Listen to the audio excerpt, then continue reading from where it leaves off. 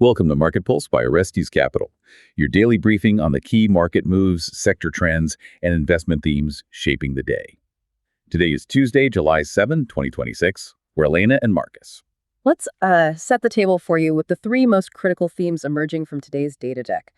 First, we are tracking a pretty severe Asia-led liquidation in the semiconductor and artificial intelligence complex. Understood.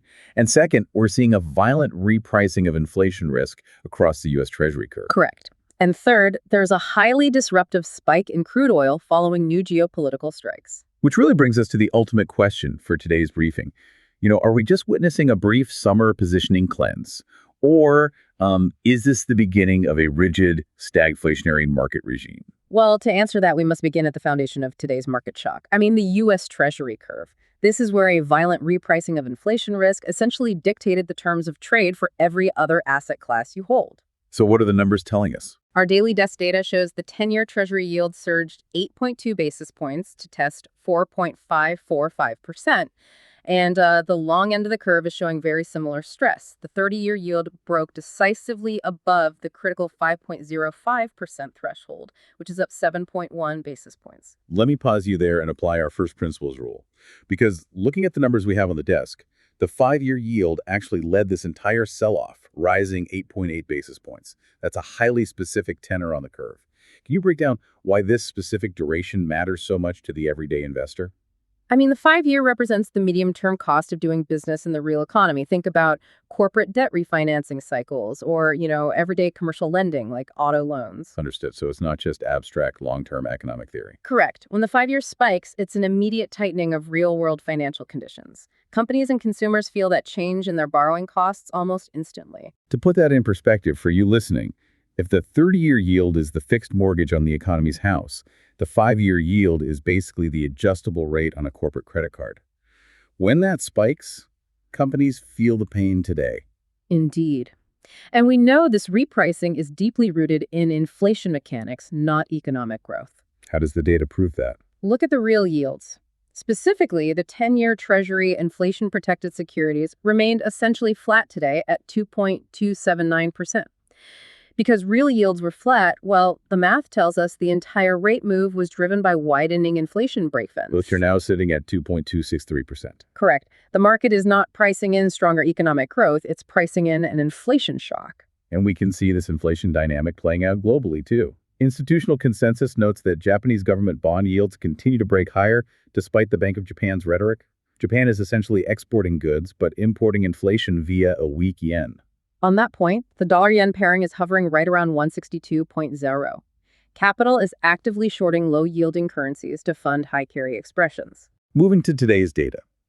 We have an environment where the spike in medium-term borrowing cost and inflation fears collided perfectly with an over-leveraged, overextended technology sector. Indeed, it triggered a violent rotation beneath the surface of the indices. If you only looked at the headline numbers, they completely masked the internal carnage. The S&P 500 fell just 0.45%, but the tech-heavy NASDAQ 100 dropped 1.77%. You can see exactly how that originated overnight in Asia. The Kospi collapsed 4.91%, and the Taiwan weighted fell 2.31%. Correct. And look at our desk data regarding Samsung Electronics. They reported a monster 89.4 trillion Korean won operating profit. Which is a 19-fold year-over-year increase, driven by DRAM profitability. Yet the stock cratered 9%. Indeed. It's a classic travel and arrive profit-taking scenario. The fundamental expectations were so elevated by institutional investors that even a record-breaking profit number triggered a massive liquidation. And by the time the U.S. session opened, that contagion spread. Intel fell 9.7%, Teradyne fell 9.6%, and advanced micro devices dropped 6.5%. Our proprietary updates highlight a massive momentum unwind.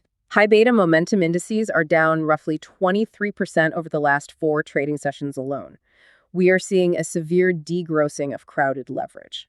Just to clarify the mechanics for the listener, a degrossing means hedge funds are simultaneously selling their long positions and buying back their short positions just to aggressively reduce their total market exposure. Correct. Institutional capital is rotating aggressively out of information technology, which fell 2.4%, and straight into defenses and energy. Healthcare closed up 1.5%, and energy closed up 2.8%. And the equal weight S&P 500 only fell 10 basis points, which proves this is a highly targeted tech liquidation, not some broad market panic. Indeed. But I have to push back on the institutional bearishness here for a second. Given our data project's hyperscaler capital expenditure escalating to roughly $1 trillion by 2027, isn't this tech sell-off purely a mechanical degrossing of crowded leverage rather than a fundamental crack in the AI thesis? Understood. The structural tailwind is intact. However, when positioning becomes this concentrated, the market is highly vulnerable to any shifting narrative. The hardware trade simply became exceptionally levered. Moving to today's data.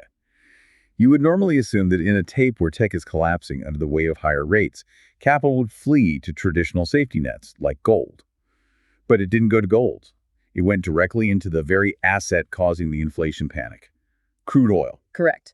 Today's proprietary updates show West Texas Intermediate crude surging 5.25% to $72.28 per barrel, and Brent crude surged 6.07% to $76.34 per barrel. The catalyst being those new geopolitical strikes on a Qatari LNG vessel in the Strait of Hormuz. Refining capacity is extremely tight right now, pushing diesel and gas oil cracks to new highs. On that point, this immediately impacted equities. Occidental Petroleum surged 5.9%.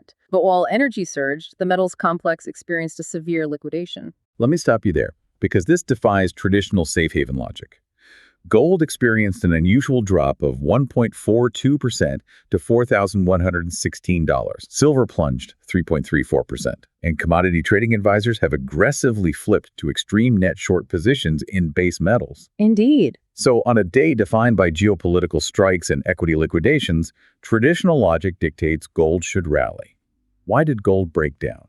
Well, you have to consider cross-asset mechanics. First, the U.S. dollar index strengthened by 0.29% due to the rising rates we tracked earlier. But second, heavily leveraged funds likely had to liquidate profitable gold longs to meet margin calls on their collapsing semiconductor positions. Understood. So when leverage unwinds violently, liquid assets get sold simply to raise cash, regardless of their fundamentals. Correct. Pulling back from the individual tickers, we really must look at what these simultaneous moves across rates, equities, and commodities are signaling about the broader economic regime. Today's data deck delivered a classic stagflationary cross-asset signal. Indeed. We are seeing a growth scare colliding directly with an inflation shock. The growth scare is evident in the semiconductor liquidation and China demand concerns pulling copper down 1.14%. And that collides directly with the oil surge driving up break-evens and the 30-year Treasury yield. Correct.